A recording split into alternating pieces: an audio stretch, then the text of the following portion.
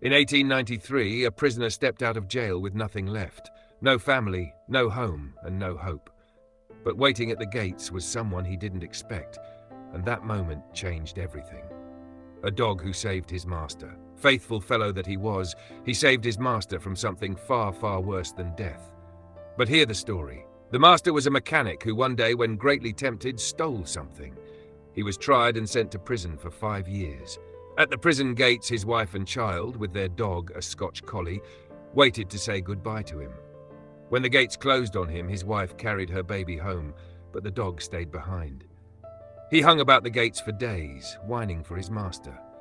Then he went to live with a poor baker whose house was close by, and who had now and then thrown him a bone. Sometimes he paid a short visit to his old home, but always came back to watch the gates behind which his master had disappeared. 2 years passed, the man's wife died, and the little girl was adopted by strangers. At last, the day came when the man was set free. He had grieved deeply for his sin and meant to lead a new life, but when he came out of prison, he was in despair because he had no home and thought everyone would avoid him. He felt so terribly alone that he did not know how to bear his life.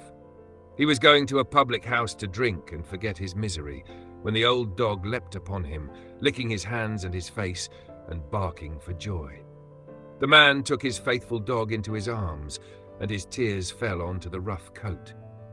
The dog guided him to where his daughter was, and the man, the dog, and the little girl went to a new country and began a fresh, happy life together. Thanks for watching. Subscribe for more forgotten headlines from history. And if you come across an old article worth sharing, drop it in the comments.